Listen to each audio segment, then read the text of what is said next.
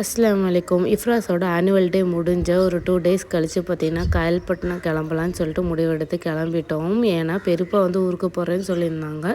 So அதோடு போயிட்டு வந்துடலான்னு வந்தோம். போன வாட்டி போகும்போதே சொல்லியிருப்பேன், ஓட்டை ஐடி ரேஷன் கடை இதெல்லாம் வந்து நிறைய வேலைகள் இருக்குதுன்னு. அதில் பாதி வேலை தான் முடிஞ்சிருந்துச்சு.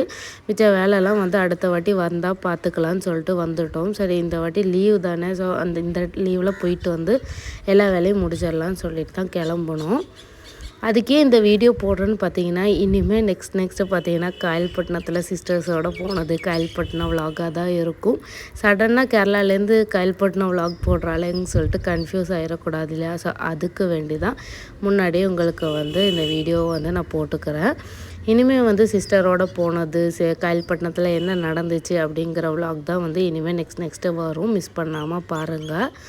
அண்ட் கண்டிப்பாக இந்த வீடியோ வந்து உங்களுக்கு பிடிச்சிருக்குன்னு நினைக்கிறேன். பிடிச்சிருந்தா மறக்காமல் லைக் அண்ட் ஷேர் பண்ணிக்கோங்க.